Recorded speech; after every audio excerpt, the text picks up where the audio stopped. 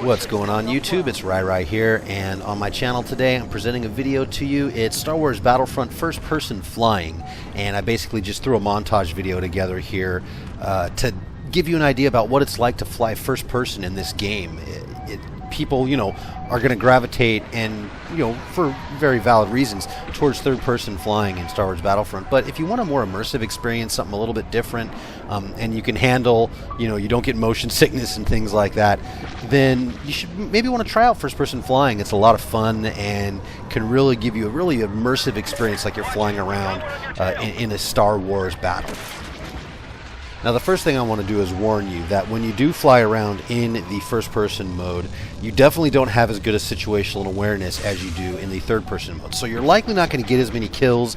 It's going to be tougher for you to track enemies and maybe dodge enemies that are, chasing you, trying to shoot you down, things like that.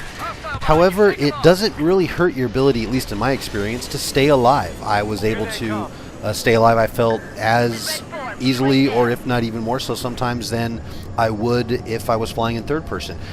One of the things it does do is it gives you a good awareness of your surroundings when you're, let's say, flying in the cockpit mode and you want to go down and fly in the canyons and fly around and things like that. Whereas the third person mode, you might not be able to navigate those canyons as easily. The first person mode, you seem to be able to drive and fly through it a little bit easier and manageable. So that's one thing where I noticed it's better. I also noticed that the game sounds different when you're in the cockpit.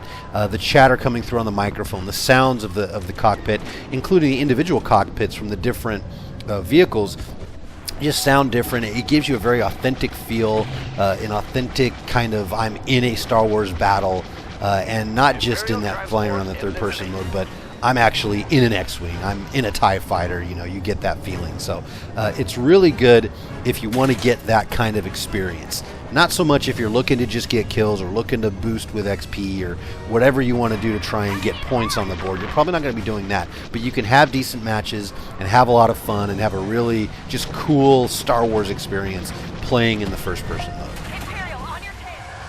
Now, with that being said, I'm going to go in and talk a little bit about some of the concerns over Star Wars Battlefront, and these were the ones that we heard going into the release of the game, and shortly after the release of the game, and now that kind of the end game here, where we've had a month or so to really, a couple months now to dig our teeth into Star Wars Battlefront and kind of get leveled up and things like that. I'm actually, I think, a level 43 or 44, somewhere around there.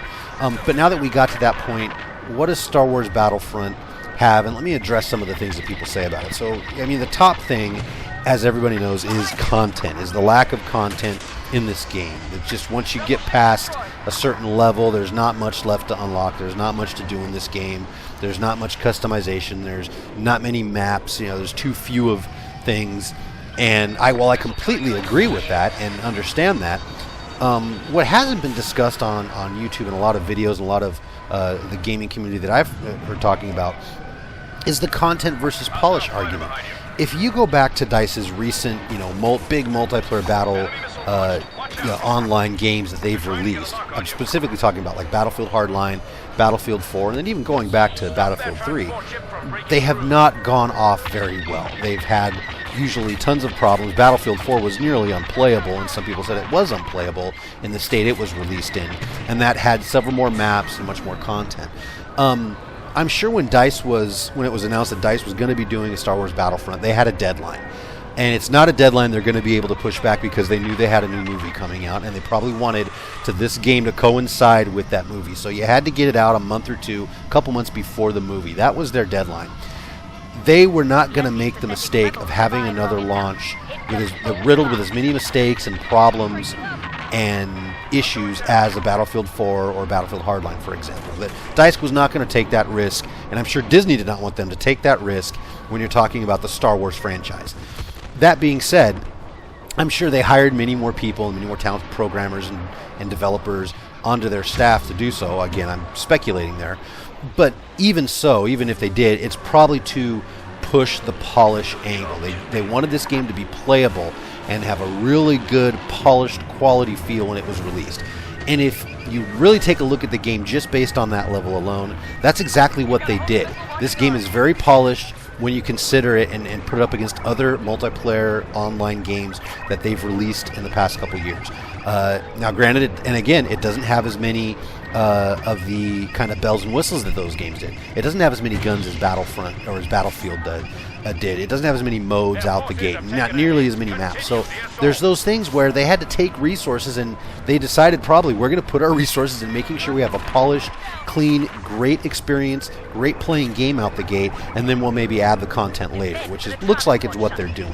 They've already given out the free Jakku-based maps in the new game mode. Of course, they got their season pass. They're going to have a lot of stuff to do with that, and that's going to come down the line, hopefully fill it out.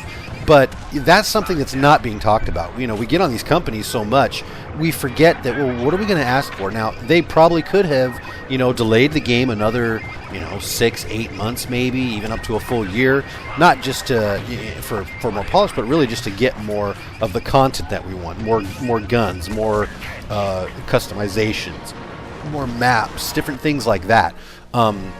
But, they didn't have that time. They decided to go with this, and I think they probably made a wise choice. Now, that being said, that doesn't mean that they're off the hook for the lack of content. What I hope doesn't happen is that we start losing a player base, and we're seeing it already on, PC, and numbers are, I'm sure, dropping everywhere. That's not just because this isn't a good game to play or a lot of fun. I think also that has a lot to do, especially on consoles, with there's being so many good games out right now. This is the time to be a gamer. It's the end of the year. It's, we're at Christmas time when all those great games come out. I mean, I've not only been playing this, I got Halo 5 I've been playing. I even got back in and play a little Battlefield Hardline here and there. I'm loving Fallout 4 right now. I'm immersed in that world. And there's just a few of the games that are out to be playing right now. Rainbow Six Siege is a big popular tactical online shooter that came out and is getting rave reviews. People are playing that. People playing the Call of Duty games. And it's just, there's a lot of choices out there right now. And, it's tough for me to pick one and just stick with one. I figured I'm going to buy all these games and play them and have a fun time with them. But that's going to hurt the time I'm on playing a Star Wars Battlefront or something like that. So there's that to be considered for, is that the timing of this is that there's a lot of choices out there for gamers right now and a lot of great games for us to play. But they definitely need more personalization, as I mentioned before. It'd be nice to have more skins, especially on the Empire side. So some more weapons it would be nice and stuff like that. More customization options would be great. I definitely think it needs some more balance in certain areas. Air vehicles is one, especially in this mode, which is one of my favorite modes, the Fighter Squadron mode.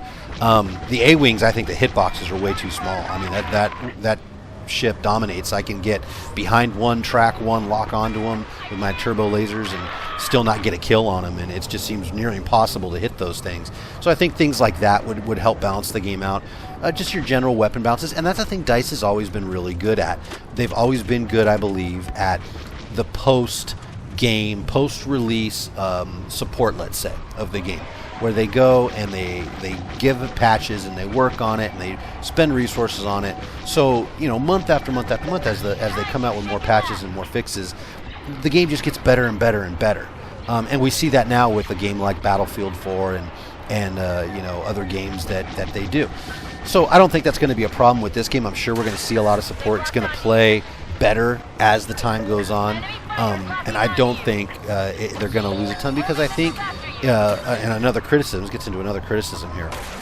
I think that it being a mainstream kind of game, less tactical, less difficult, is kind of what the game needs. It needs to be inviting to players who, aren't, let's say, expert players or hardcore gamers. I think that if they included maybe a hardcore mode or something that, made it a little more difficult, a little challenging for, hardcore players, like a pro-type, hopper you can get into or something, I think that'd be a good idea.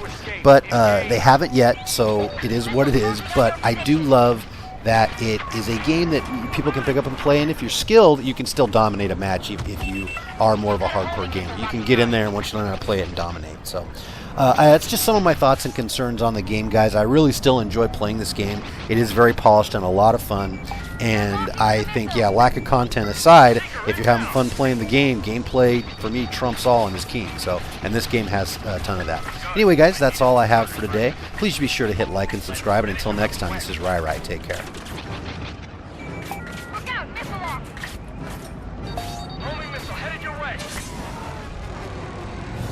Our transport is safely out of firing range. Good work.